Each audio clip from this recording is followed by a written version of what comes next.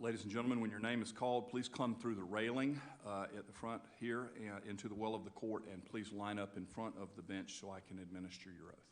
Joshua Bearden, Daniel Bettis, Meredith Bradshaw, Noah Caldwell, Anthony Shergott, Molly Eswin, Amber Greenaway, Megan Jenkins, Alton Josie, Ian Keskies, Mario Cladis, Yolanda Lippert, Justin Lawhon, Elizabeth O'Rourke, Hunter Smith, Sarah Snowden, Matthew Stuckey, Alan Toney, and Kimberly Watts.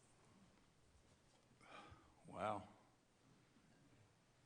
Significant group. We might need 2 lines here.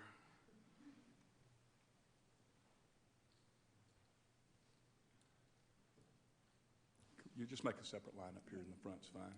We don't bite, I promise. At least not to newly admitted lawyers. Come on up. Before I administer the oath, and while you're still assembling, let me say if you ever aspire to be a professional lawyer, and I hope you all do, the oath that you're about to take includes a promise that you'll do that. But if you ever want to, really want to achieve that goal, somebody that you might want to emulate is Jean Ruskell, someone that you just saw, a career of professional duties to our court of the highest standard, and I would recommend her to you for someone to emulate as holding up the highest of our profession. With that, if you all raise your right hand and listen to this oath. You do solemnly swear or affirm that you will conduct yourself as an attorney or counselor of this court, truly and honestly, justly and uprightly, and according to law, and that you will support the Constitution of the state of Georgia and the Constitution of the United States, so help you God. If you agree with this oath, please say, I do. I do. Put your hands down. Well, welcome. It is the tradition at this court for one of our justices to offer you welcoming remarks on being admitted to practice before this court. And this morning, that duty falls to my good friend, Justice John Ellington. So, Justice Ellington, if you will, please. Thank you, Chief.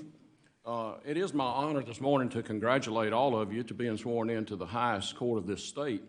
But what I want to do this morning is thank you. I want to thank all of you for what you do as lawyers. You know, what we do as lawyers is not always fun or sexy or glamorous or what you see on television. The truth is it's hard work. It's a sacrifice. It's a sacrifice on you, your family, your time, your energy.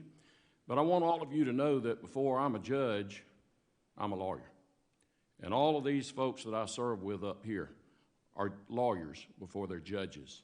And so I want to thank every one of you for what you do every day as lawyers.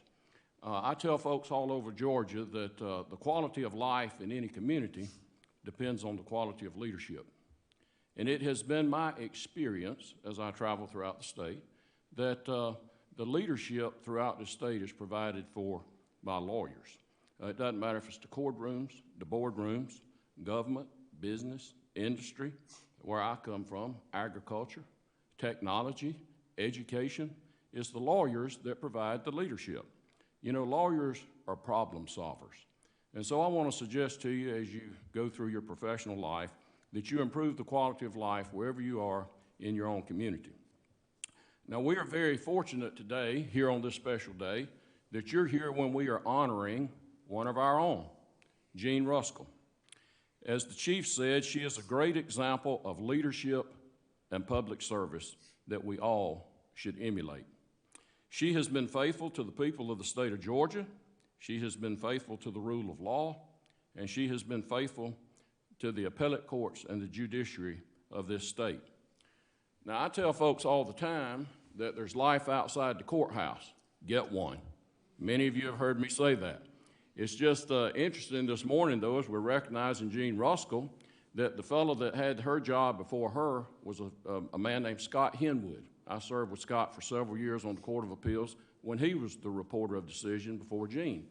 Well, when he left as reporter of decision, he went over to one of those big, high-powered, silk-stalking law firms in one of those tall buildings downtown, and he called me up a couple of years later, and he said, John, I want you to come over here and talk to some of our associates. There was about 30 of them.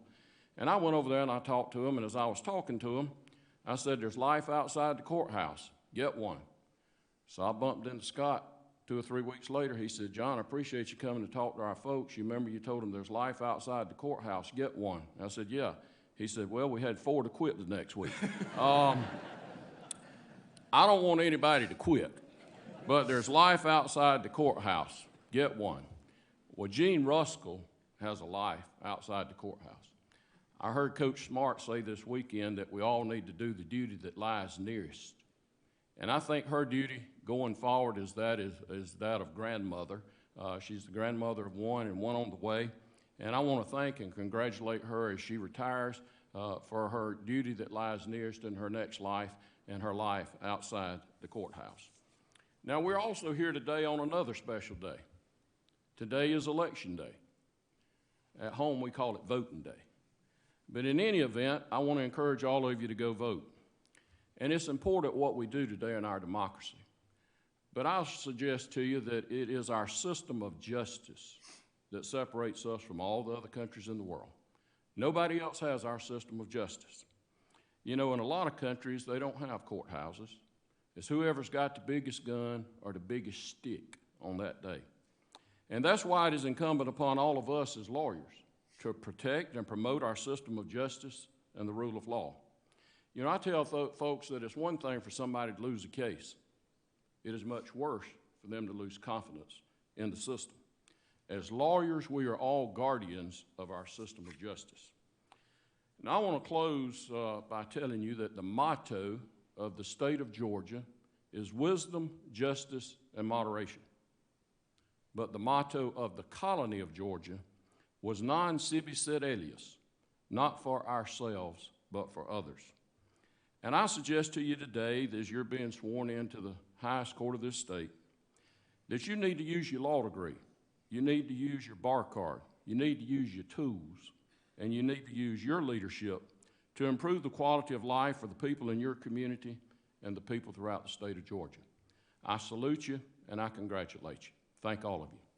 Thank you, Justice Ellington. Fine remarks. We're honored to have you all here with us today. Hope you'll stick around and watch some really fine lawyers that we have that will present some cases today, and we look forward to having you before us in the very near future. So congratulations to all of you at this time. If you'll go with the clerk now, you will sign the roll of the registry of every lawyer that's ever been admitted to practice before the state's high court. And you will then get a certificate, which we are fond of saying is worthy of framing. And we hope you will do that. So with that, good luck to all of you. We look forward to having you in front of us in the future. Madam Clerk. You can go outside.